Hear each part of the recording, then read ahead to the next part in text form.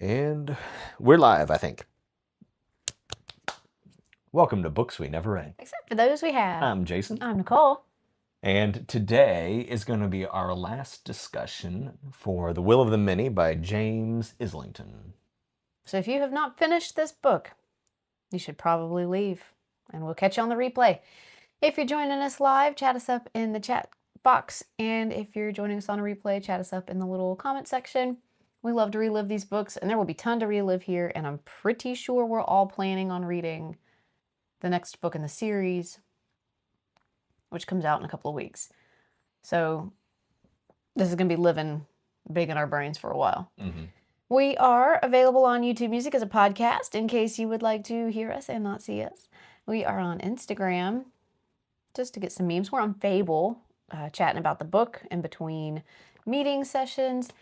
And that's all. Is that all? Yep. We have announced our next book, which is going to be a single week read. Yes. It is The Thicket It by a person. But there's more than one thicket, so Yeah. Make sure you get the right thicket. stand by. I can tell you. But you can go ahead and pick that up and start reading because we'll discuss that book next Sunday.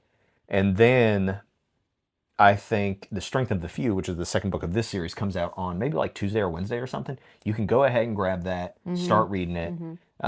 We are already going to go ahead and put out a syllabus. I think we've already planned it. But we'll go ahead and put out a syllabus for The Strength of the Few, because our first week meeting for that is going to cover basically like several readings. You'll have multiple weeks. Yeah, we'll split it into like 4 readings again, but readings 1 and 2 will be our first meeting together. It'll be 4 readings, 3 meetings. Oh, it rhymes. And just by the way, The Thicket is by Noel W. Eiley. Sounds right?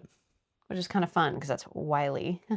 Wow. Okay, so the group is talking about their ratings for this current book. Okay, what is it? The Will of the Many. And it looks like they both rated it 9.3 and 9.5. That's hot. Very good.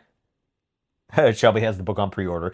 Yeah, I guess we need to do that. I guess we should go ahead and do that. Interesting. Wow. But so I think this is interesting how highly this book rated, because there's like an obvious comparison here that we've made on several of our other shows with Red Rising. And I enjoyed Red Rising, but like Red Rising feels more of like a fun beach read, right? Like it's like for a dude, right? That's but like it was like a little goofier, and I feel like it was a little more. It's more superhero-y, bro-y, action-packed. Yes, more superhero-y, bro-y, action-packed. Whereas this almost feels like a political thriller, right? Like there's certain aspects of that, I think, and there is this big mystery. You know, that is like the one thing that I think this book has over Red Rising is a sense of mystery. Red Rising doesn't have that. It's just a rebellion story. That's it. I'm not saying there aren't mysteries, but can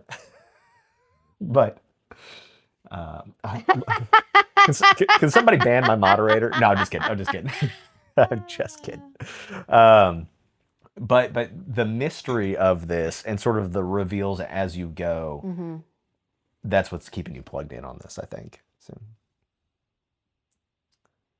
It's very Iron Flame without the spice, without the dragons.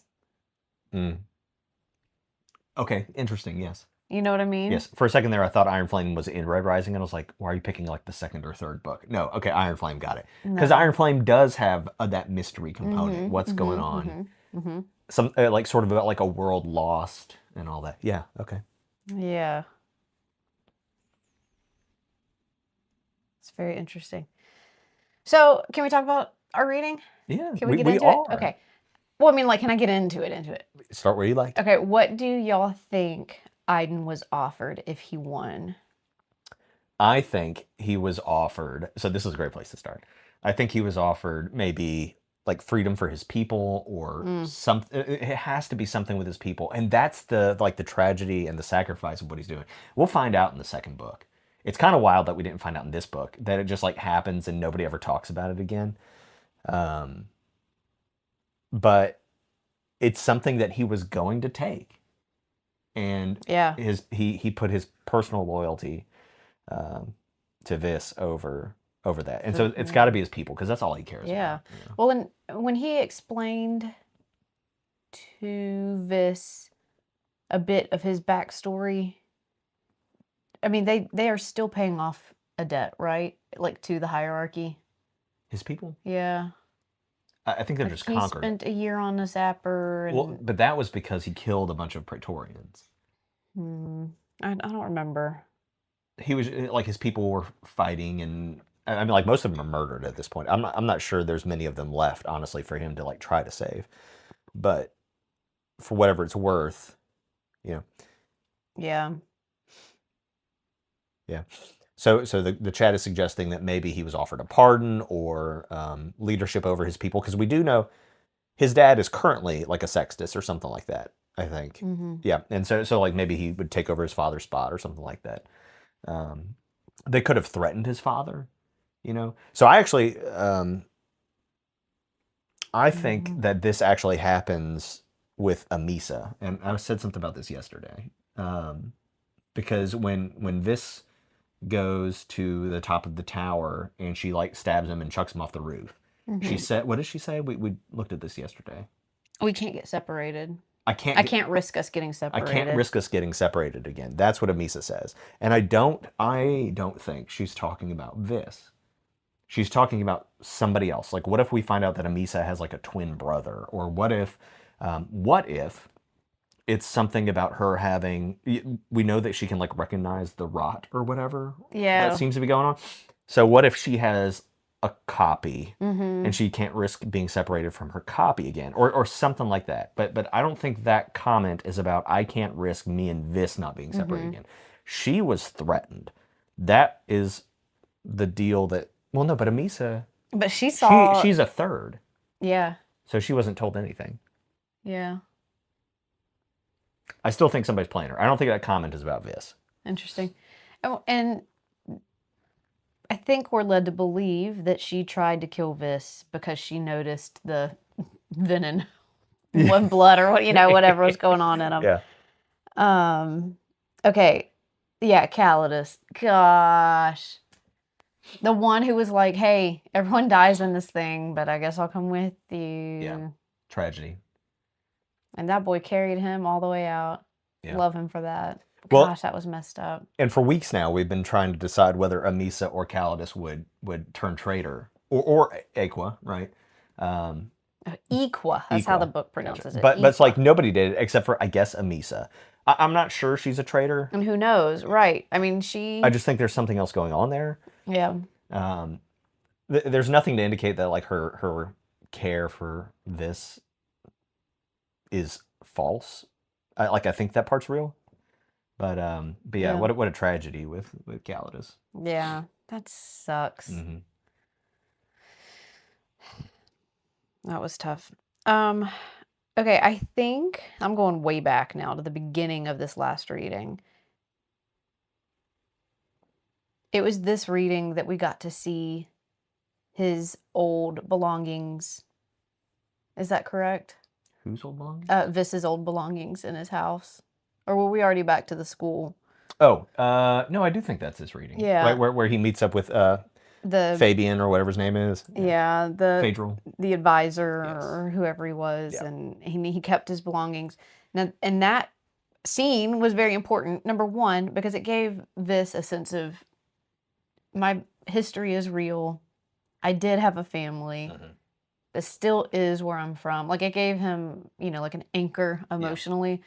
But also, when he was in and out of consciousness there at the very end, he was visited by his dad. Yes. Or somebody. Yes. Who brought him his little childhood toy ship. Yes. So, I'm concerned that Principalis is responsible for the toy ship, right? Or maybe Ulkiscore or somebody, right? And it's like a threat. That someone knows his background. Yes. Crap. Like, so he's like lost blood and got his arm chopped off and all that and sees his dad. Like, okay, cool, whatever, right? I'm used to that. However, I also do think that there's a chance that somehow he's seeing his father in like one of these other dimensions, because that all is kind of happening at the same time.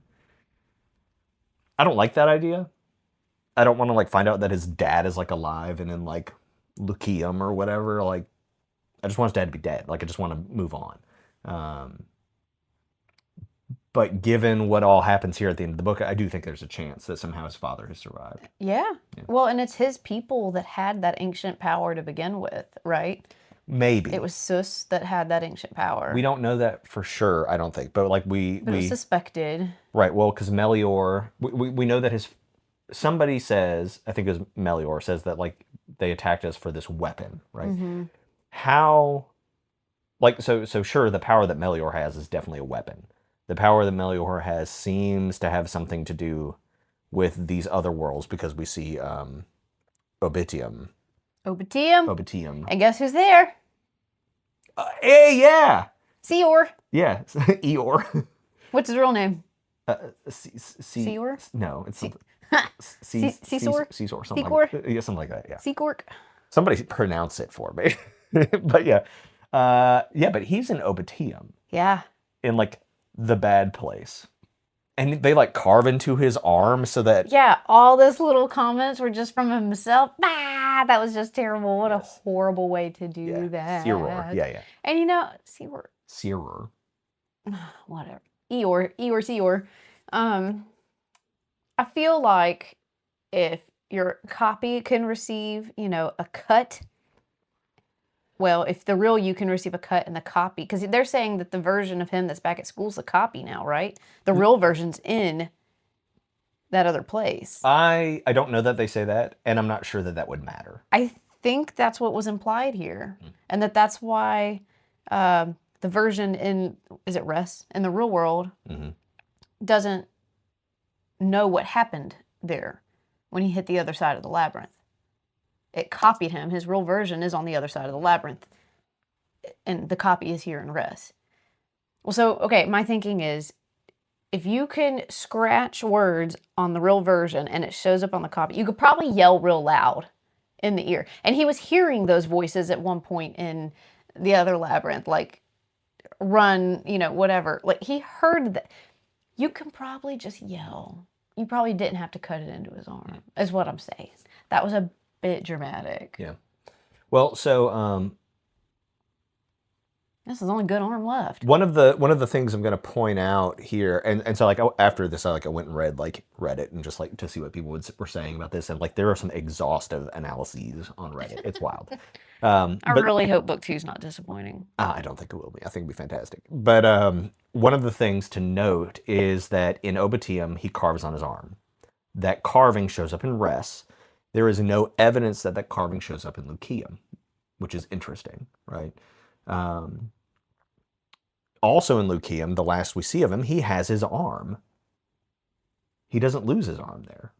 So it's just the copy of him that loses the arm, because the copy got bit when he ran out. Yes. So I'm not sure what else is going on there, but I'm just like, there are 2 copies, right? Because he's in 3 places. So there might be 3 copies for all Do we know that he's in 3 places? Yeah, he's in Lucium. Yeah. And he's in Obitium. And he's in Res. Right? Okay, and then so they're asking about Seor. And where's Seor's copy? Well, Seor was like freaking out about like, hey, we have to do this quick or your copy's going to die. Mm-hmm. So either Seor's work didn't get done quickly enough and his copy died, or his copy did survive and freaking Prince of Palace killed him. Yeah. Well, I think it's in Obitium or... Yes, so there's a couple... Like, what's interesting is, like, the worlds are different. In Res, he just, like, pops out and runs back through the labyrinth on his way out, right? Like, that's it. There's nothing crazy. In Obitium, there's, like, all these obsidian shards or whatever that, like, try to kill him. And Seeror is there saying, like, wait, okay, now you go, right? Or whatever, right? He guides him through, like, this trap or something. In Lucium, I think he just hops out, and then there's, like, the circles in the wall that he touches. And one takes his arm. No, that is Lucium, where they... So maybe Lucium costs him his arm, right? You have to pay the toll or something like that to get into Lucium, and that's his arm thing. Okay, so that's different. But I'm not sure that Seeror is not in is not copied twice, because um, whenever Vis pops out in Lucium, they say, we're going to go get the other one from your world. Right? The other one is coming, or something like that. That's what they say. So it could be Cyror, whatever his name is. It could be Papa Vis. It could be, my other favorite theory is the blind lady. Right? Because you're saying, like, why doesn't Vis remember what happened, like, when he goes in there? Well, neither does she. And so what if this is something related?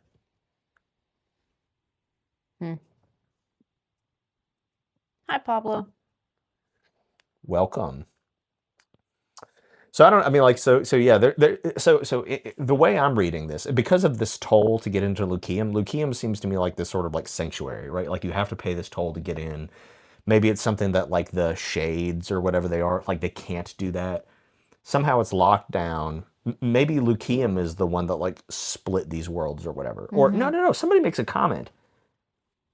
It's in the writing around like the weird cage that copies him, that says like this, like you will be split or copied, just like the world was. How did I miss this?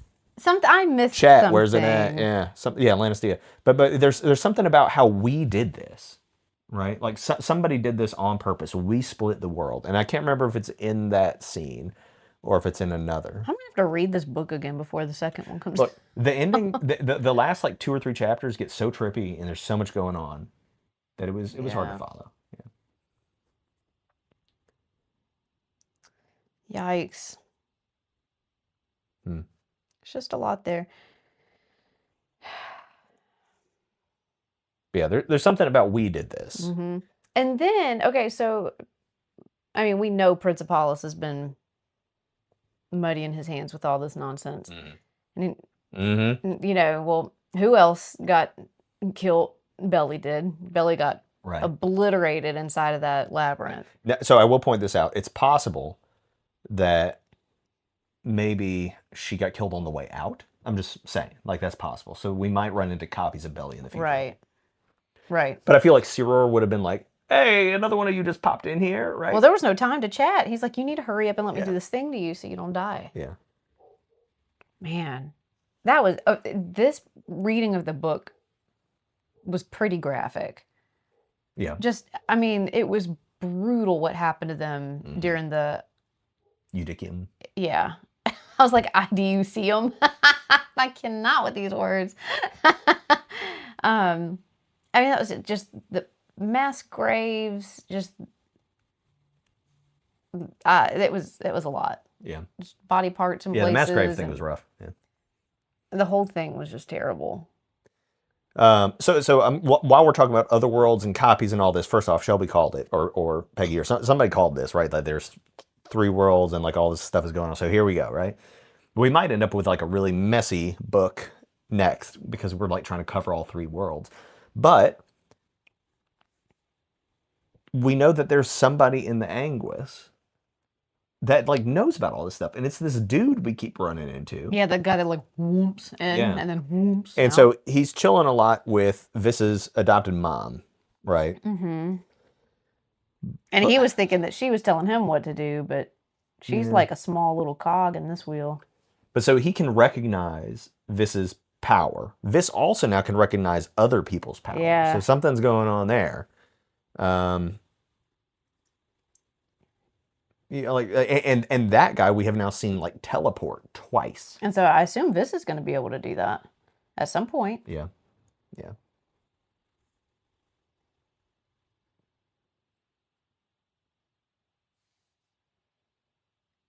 So I don't know. So like, who is that guy? Is he somebody that like matters to our story? I think there's a chance that he is Cyror in our world. Oh. But I don't know.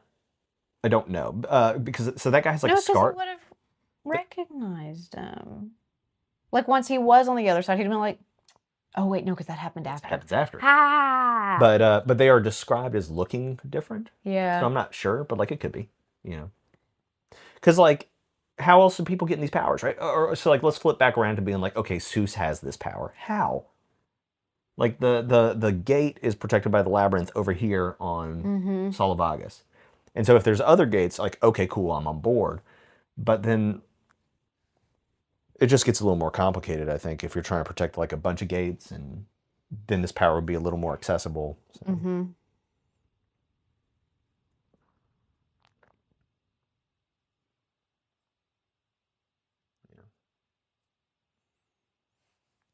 I don't know.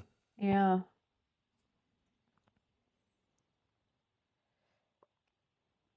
A lot of options here. And, you know, the big choice that he made. Yeah. He did not listen to Principalis. Yeah. He did not do what his initial instinct Right. was to do, which was just to get far, far away. He chose to get right into the middle of it and Right. go with the censors. Yeah. Yes. Yes. One last word on that guy, that teleporting guy. I suppose it's possible that he's from one of these other dimensions. I don't know if those dimensions have like their own like original people, natives. But like, if somebody is copied there, I suppose they could have kids, and then that person's a native, right? Like, I don't know. Or like this whole idea that like he lost his arm there, so he must lose his arm here. Like if two copies are still like, is there like a root copy, and then like if that one dies, they all die? Or like, you know, what's the deal? If two copies there have a kid, do the two people out here have a kid? Like what's going on, the level right? of control here? Yeah. And like the way that he ended up losing his arm here in this world and rest seemed like totally up to chance. He got bit by the zombie thing. Yeah. And then had a wall thrown at it. I mean, like, that's a lot of coincidence to make sure he matched his copy. Yeah. Or his original. Yeah. Why wouldn't it have just shown up? If they were like scratching words on his arm and that just showed up, then why wasn't he just like walking around and like, oh my God, my arm just fell off? So we have a lot of comments now. So Peggy was saying, how does Amisa know about Indol moving to religion? Yeah, because Indol didn't know that Amisa knew. Yes. So that scene is actually really interesting because if you go back and read it, it seems to imply that Vis knows that Indol is gay. What? I think that's my guess. Because he tells Indol, right? Like he tells him like, hey, I've got a secret. I know your secret too, right? Because Indol tries to say like, I know you're from here. Remember that on the beach? Yeah. And Vis is like, it's cool. I know your secret too. And he looks at Amisa or at Belly or somebody. And Vis is trying to tell... It would have been Amisa. Yeah, Vis tries to tell Indol... That he knows he's going to religion. That he's going to religion. And Indol is just like, oh, okay, yeah. Oh, all right, fair enough. And then they like drop it. But then it's only later that they explicitly say, I know that you're going to religion. And Indol's like, wait, what? How? Right? Yeah. He doesn't know that at that conversation. Yeah. But so the point is Belly keeps hitting on him. He keeps turning her down. And there's this implication that Indol is gay, and that's what Vis knows about him. Yeah. Totally went over my head. I'm not sure that is like 100% correct, but that seems to be the indication there. Yeah. I was rooting for Diego the wolf. Yeah, the wolf is great. I mean, he'll tear you up, but he'll save your life. Yeah. Don't pet him. Not for pets. Yeah. So Peggy's talking about how military seems to be doing this to their like own children so that they can maintain power. And now we have something about a boat and an anchor point and all this kind of stuff as a weapon. And it so like, I don't know what that means, but one of the, now that I'm thinking about it, one of the theories on Reddit was like, if you put an anchor point on a boat and transvex are just like, they just like travel the line between anchor points. What if you like move that boat and just like crash an anchor point into something, like crash a transvect into something, basically? Like if I have an anchor point on a boat and I can move it like behind a tower while a transvect is traveling this anchor point path, it would just smash right into the tower or something. What about it? So they're trying, the military says they're trying to give them a boat. Oh yeah. And we know from Vis's mom something about her conversation with the teleporting man, something about a boat and an anchor point. So we have to assume that's for a transvect. That's the only anchor point we know. And so my guess about that is if you put what happens if you put an anchor point on a ship. Mm-hmm. And if transvex just travel back and forth on this path, Mm-hmm. if you change the path by changing the anchor point location, and then you crash transvect into something because you have put that thing in the path's way. Mm-hmm. That's my best guess there.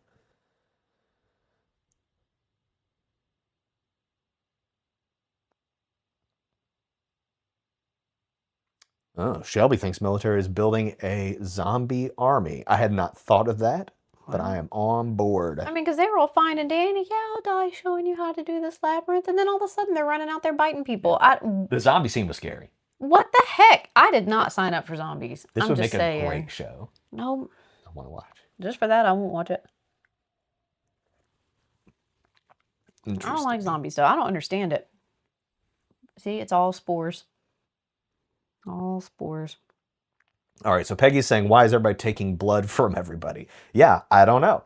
But that seems to have something to do with like the magic of this. I'm going to point out that here we are at the end of this book and we still have not seen an Aurora columni. We have no idea what that looks like or what it is. Do you think that he's going to be taking Will? No, I don't think Or so. Seaton? Now that he's like giving that part of his principle up to be able to do more for the sake of his I think what family.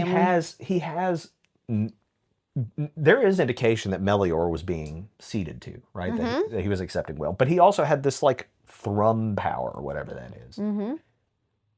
The teleporting man seems to have some variation of this, and we have to assume this now has some variation of this, and it has that power has something to do with having passed through these gates into these other worlds or something. Mm-hmm. That's my best guess.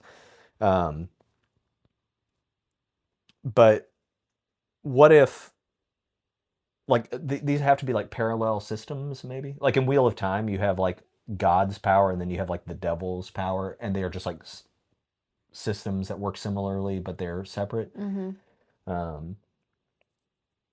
Yeah. I mean, like, what if the, so we still have this question about like synchronism and all that, right? Like, we don't know what that means, but now we have copies. And so synchronism would be like at the same time. And so like, what if the teleporting guy is somehow, what if his self in the other world is like over here? And so he's like putting himself in the same place at the same time? Or like, what if Melior's deal, what if everybody's like not exploding? What if somehow his other self is like popping in and out and like time is different or something and he's just like exploding people very quickly or something? Like, I don't know. I'm just like making stuff up. Oh, yeah. But like if time works differently, because we have no idea if it does or not. I blocked that scene out of my brain, too. Yeah, that was a rough one. Yeah, there's a lot of reasons why I don't think I'd be able to watch this. All right, so Peggy's saying, what do we think the cataclysm was? Verdius thinks there will be a new one soon. Yeah. So one of the things I had to go back and look at was, like, how long ago was the cataclysm? Because in my mind, it was like thousands of years ago. It was 300 years ago, which is like nothing. And we don't know, like, anything about what happened, other than we know that the cataclysm killed, like, everybody, but left 1 in 5 people or something, and most of them were children. So, I don't know. I think that there's indication that, I don't know why I think this, but I think there's indication that like the worlds splitting, wherever somebody talks about the world splitting, that feels like it was thousands of years ago. So like what if, I don't know, what if they like try to crash back together every once in a while or something? Or what if there's like an invasion from Obitium every couple hundred years? This is kind of like a Brandon Sanderson concept. They have that in some of his books. What are those comments showing up on my stream? Which one? Let's see. Maybe they're taking blood, so if the students betray the military leaders, they can take control of them and put them under the dome. And zombification requires blood. Maybe. Definitely maybe. Yeah, where are all those zombies coming from? And they're like, they are suffering or paying penance from whatever, from the cataclysm. Yes.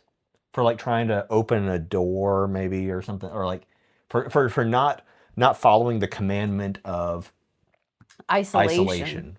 Right? Which is kind of my idea about like what if they split these worlds and try to like lock something off in one of them? My guess would be Obitium because it sounds bad. But yeah, I don't know. Yeah, for some reason, Shelby, one of your comments got like blocked automatically or something. Interesting. Yeah, I don't know. We have a lot of options here. Like a lot of options for where this could go. Yeah. So this, just in other news, this is going to have to tell Calidus's dad, like the truth about Calidus and why he was in 7. Because Calidus asked him to. And this is going to be working in his dad's department, already clearly knowing this secret. Right. Because when he reveals to Calidus's dad, hey, this is why Calidus was in 7, that is also implying that Vis knows why he was in 7 and what the secret was and, you know, who knew it and all that stuff. So anyways, do you think that he'll start kind of with this, like, leg up into the secret, and he and Calidus's dad will work to figure out what's going on with this numbers issue? Which, let's be clear, I don't understand the numbers issue that they're talking about. Well, there's just not enough Octavi to be feeding the higher ups. Yeah. And so like maybe there are fewer higher ups than we think or something. I don't know. But so what, you know, we've now had like set it up for that. Like that was like kind of like a weird throwaway comment. Like it didn't have to be anything, but it is something, right? Like it matters. We now have like a reason for us to like carry that concept into the next book, right? Tell my dad that's what I was protecting. But it's like, yeah, what's up with that? If we do have the right number of quintuses and all that stuff, like where's that power coming from? Mm-hmm. What if you concede from other dimensions to somebody in this dimension? Yikes. Like, I don't know. I'm just saying, like, I don't know.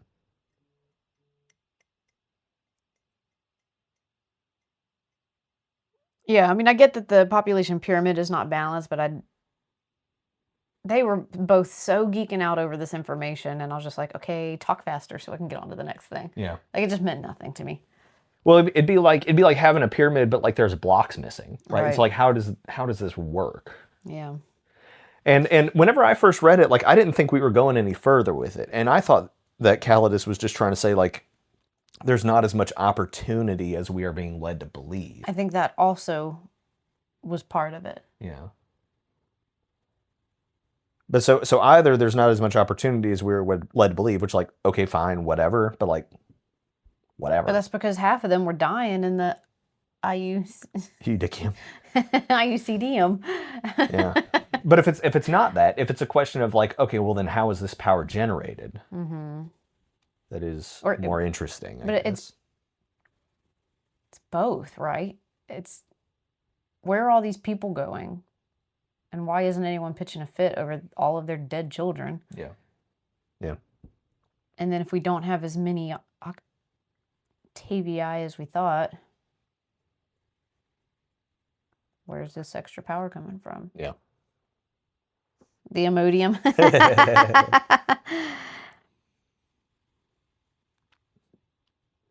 I did see something one time that was like a bunch of like drug names, and you were supposed to figure out if it was like a Harry Potter character or if it was a or a prescription drug. Prescription drug. Yeah. The Foundation chapter where he beat Belly was really good. Belly is wretched. I really don't like her. Yeah. I cannot begin to picture what that is, and part of me sees it almost like Chinese checkers. But there's talk of like a pyramid, and there's a gap in the pyramid, and so you strike the heart and it falls apart or whatever, right? Like we have this like pyramid hierarchy thing over and over and over again, and yeah, one of those pictures that weird doctor asked Vis if he recognized was a pyramid. That was from Obitium, we think, because he saw a pyramid in Obitium. Yeah. Also, did your book have an Ankh in it? I don't know. I know what an Ankh is, but I don't know if it was in it. So, like, my book pages had, like, little squares sometimes, like, separating kind of chunks of a chapter. Well, there was just an Ankh separating one at one point. Hello. And so that's like an Osiris thing, like life and death. Yeah. And yeah, I don't know. What were we talking about for the Ankh thing? I'm sorry. That just popped in my head.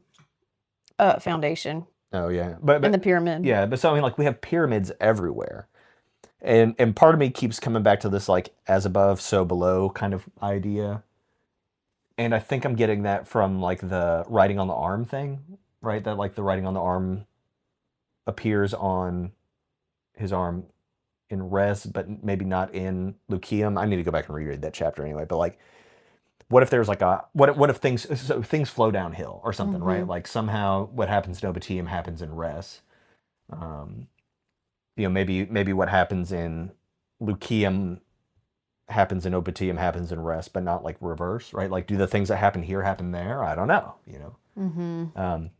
and so as we progress with Vis's story, if the things that happen to him here in rest don't happen to him in those other worlds, we sort of have like this hierarchy situation again. Right, that's governance, right? I mean, because it's not religion, it's not military. The path that Vis chose with the censor. Yeah, but I'm not sure what that's to do with it. It's governance. She was just wondering. Oh. Okay, yeah. Sorry, I hadn't read that comment yet. Yeah, I think that's governance.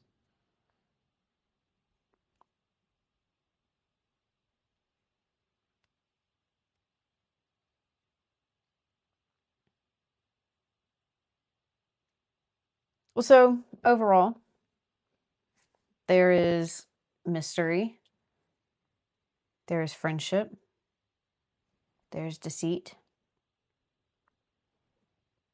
there is political overthrows, family vengeances. Overall, great book. Lots of things. Yeah. Lots of things to like, keep reading for. Action. Yeah. But so in this next book, right, like we have the opportunity for a lot more politics because Vis knows some intimate secrets about military. He now knows intimate secrets about religion. He is now working for governance. It's like, what does that mean and how does he use them? In fact, like he keeps some things secret from that conference so that he can use them again later for like political gain or to blackmail people or whatever. And so here we are. He's now done with Solavagus. And so, like, do we get any more ruins, right? Like what's up with that, Well, and now that he's got the tainted blood, is he in anguish now? Because I they don't were think they're just all like, we all have these scars. This is how we all are. And like they talked about this freakish strength that came from the people that killed the protectors, the seekers, what were they called? Yeah. I just thought that was because they were sexy and they could like pick up trees and chuck them. But they all had like a weird scar, and I don't know, it seemed just like way more powerful than what they should have been. My question is, okay, so he's apparently like magnetic, that little heart of whatever the thing, just like flung right into his hand from Amissa. Yes. Just of its own accord. So he's magnetic now. He can hear voices now from other worlds. He can sense it when someone else is like over here or over there or up there or down here. Like he's like a bat. How is he gonna like live and we know that like he will be killed if people know he has whatever this thing is, because that's like Amissa tried to kill him to like keep him from being discovered or whatever. So how is he even gonna make it in governance? In an office, just put on his little tie every day, his little toga tie, whatever it is, and just walk around like he's normal. Half his body's missing, and he's got bat ears and magnet hands. Duh, singular hand. I'd watch just this movie. There's no other worlds. There's no Roman theme. Just Magnet Batman. I mean, he's just, I don't know how he's gonna like fly under the radar anymore. Like he's already super duper famous for the bloodbath arena and for this situation, the Iucedium. What's it called? Udicium.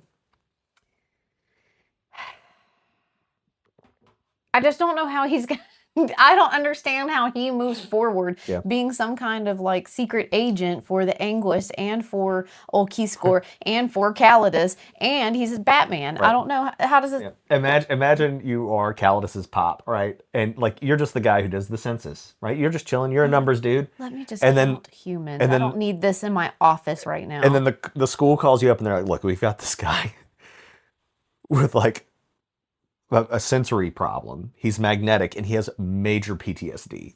yeah, And that's your new intern, right? Like, have fun counting, bro. Yeah, that'd be wild. And occasionally he just like drips bloods and scrapes in the shape of words. Yeah. Yeah. What's his plan here? Yeah. How does he think this is going to work out? So Peggy has another question here. She says, Amisa tried to kill Vis because he was tainted. Did Viridius kill Ciror because he was tainted? I suppose it's a possibility. The way that Ciror is talking, I kind of thought that maybe Ciror somehow died on the way out. Yeah. Or something. I don't know. But certainly possible. But like, how would Viridius know about the taint? How does anybody know about the taint? Like, how does anybody know? I'm done here. I'm going to bed. How does Viridius know about Cirrus?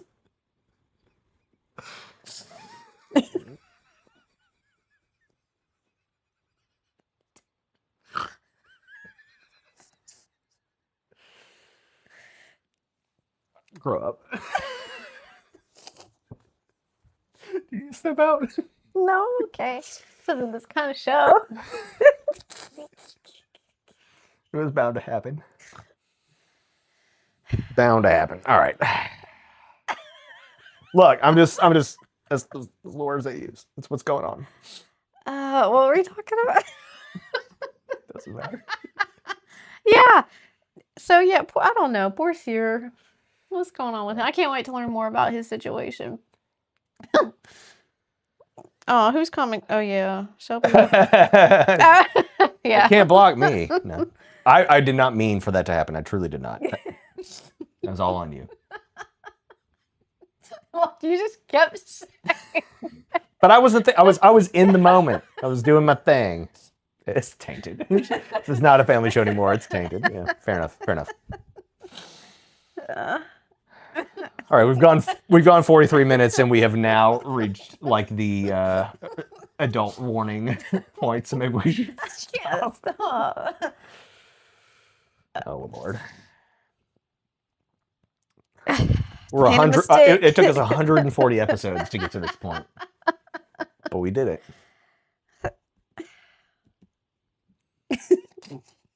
Sorry. I'm having a real conversation here. I'm having trouble waiting until next week so I can keep reading. Yeah. How long is the next book? I have no idea. Yeah, we don't know. We're just saying 4 weeks, and we will have to put out. We're saying like go ahead and pick it up, but we'll have to grab it and put out a syllabus like pretty immediately. And I mean, if you get it before we do and you start reading before we do, I mean, you're pretty safe. Like you're gonna have to read half the book, Yes. to get to the much. first time that we meet. Yeah. So, we try to split it up pretty evenly, give or take. Yeah. A chapter. So 736 pages. well, yeah, and you know what? A lot of times the table of contents is already available. Yeah, that's true. Before it's released. So anyway. Cool. Well, we've talked about pretty much everything. There's so much here, Well, so I I know feel like we haven't. we didn't though, and that's the thing. Like, if I would have taken better notes, I mean, we really could have done like a play-by-play here. We barely talked about like the actual challenge that the IUDCM. We barely talked about it, other than the fact that it was a bloodbath. I mean, but we didn't even talk about like. Yeah. So I will say this: I did think that challenge was dumb. I was like, it's the Hunger Games. No, it's Red Rising. Oh yeah! Oh my gosh, they literally did the same And challenge. do you in remember Red what happens Rising. at Red Rising at the end of their challenge? They all fly up to the To heaven. pyramid in the sky. It's just the same thing. Who wrote the books first? Yeah. Red Rising came first, didn't it? But anyway, like I think it's a In Red Rising, the challenge like made sense because they wanted like savage people. In this one, I don't know, man. Like, I don't know. How did it go on? How did this bloodbath go on so long? I know we're trying to leave. I'm sorry, but this is a real question. If they gave the little protectors to go and get people when they fell apart, trackers, didn't the Prince of Paulus have a tracker? How did they let this bloodbath go on and just be like, I had no idea? Yeah, I don't know. Like, he cannot claim ignorance that all this was going down. Yeah. Well, there are also questions about like how did you get onto this magical warded island, right? Like how did you all get here? Well, and we know thing, because honestly. we know that from Vis's dropping Eves in the conversation that there's like infiltrators into military and stuff. Like he knew that this was all planned ahead of time. He just didn't realize it was this. Yeah, but the island is run by religion, and they have that like wall out there that he accidentally touched when he was floating in the ocean. Yeah. So like, how did they get past that? So who's infiltrating into religion? Yeah. I suppose it's possible that they came through another world. That's a thought. Like, did they just busted up through the labyrinth? Did they like enter in Seuss? If we think there's this weapon existing in Seuss, did they enter in Seuss and come out at the labyrinth or something like that? It's possible, I suppose, but.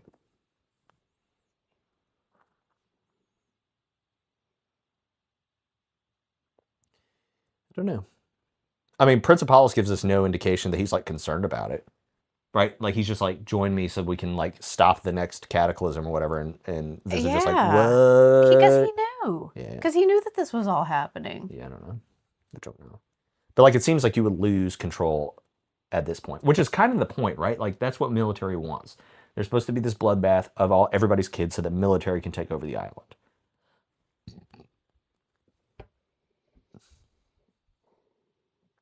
Too many questions.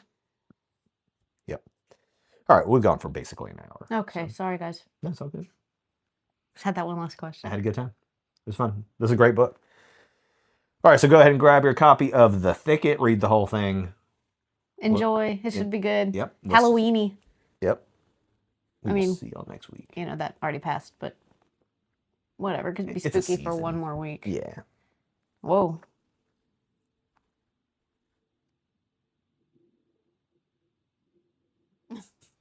Yeah, maybe. Y'all are funny. All righty. All right. Well, thanks, guys. Adios. Happy reading.